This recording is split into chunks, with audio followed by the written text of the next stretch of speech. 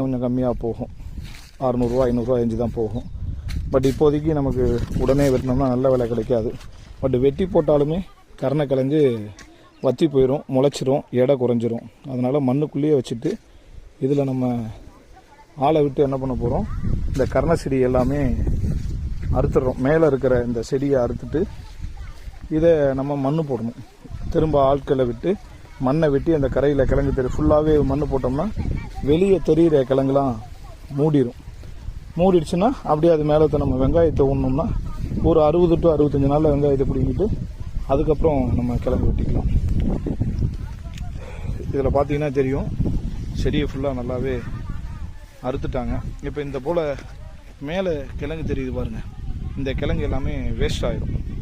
இந்த கிழங்கு வேஸ்ட் ஆகக்கூடாதுங்கிறதுனால தான் என்ன பண்ணிடுவோம், மண் வெட்டி போடுறதுக்காக சொல்லுவோம். இங்கே பாருங்கள், ஒவ்வொரு முகனையில் கொஞ்சம் நிறைய இடங்களில் கிழங்கு தெரியுதுங்களா, அதனால் கொஞ்சம் லைட்டாக தண்டை விட்டுட்டு மீதி இருக்கிறத அப்படியே அறுத்துருவோம்.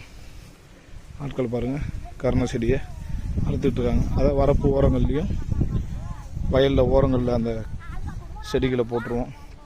நஞ்சை ஓட்டுற வயல் இருந்தால் அதுக்கு நம்ம இதை உரமாகவும் பயன்படுத்தலாம். கிழங்கு வந்து பார்த்திங்கன்னா அதிகமாக வெளியே தெரிஞ்சதுன்னா வெயிலில் ஒரு 50-60 நாள் வெயிலில் இருந்துச்சுன்னா கிழங்கு அழுகி போயிடும், கெட்டுரும்.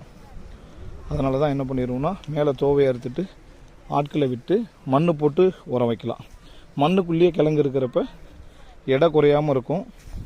நமக்கு 2 மாதத்துக்கு அப்புறம் நம்ம வெங்காயத்தை பிடுங்கி அதை விற்றுட்டு அதுக்கப்புறம் கிழங்கு வெட்டிக்கலாம். அப்போதைக்கு கடந்த ஆண்டு கிட்டத்தட்ட ஒரு 5000 ரூபாயிலேருந்து 7000 ரூபா வரை, 3500 ரூபாயிலேருந்து 7000 வரை விலை போச்சு. இந்த ஆண்டும் நல்ல விலை கிடைக்கும்னு நம்பலாம்.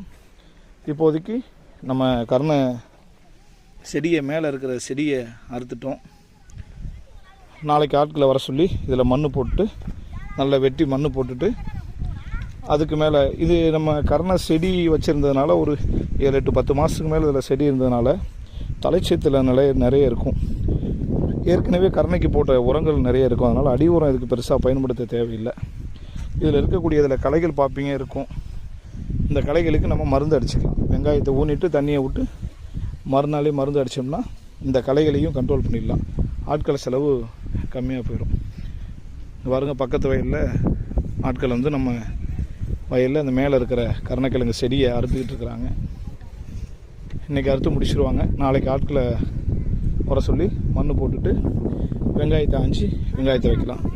மேற்கண்ட வீடியோவில் வெங்காயம் வைக்கிறது, பார் போடுறதை பற்றி பார்க்கலாம். அனைவருக்கும் நன்றி, வணக்கம்.